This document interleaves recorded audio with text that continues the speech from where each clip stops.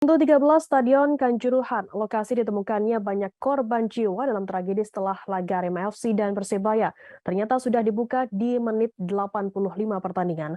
Namun pintu tersebut ada yang menutup dan mengunci pintu saat kondisi darurat.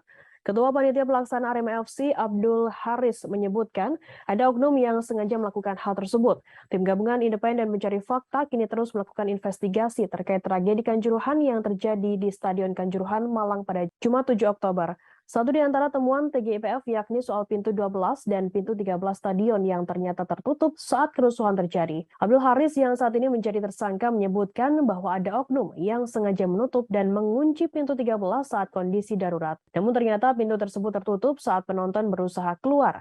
Berdasarkan informasi yang didapat Haris dari Security Officer Suko Sutrisno, pintu stadion telah dibuka sebelum pertandingan selesai. Haris pun enggan membeberkan siapa sosok yang menutup pintu tersebut.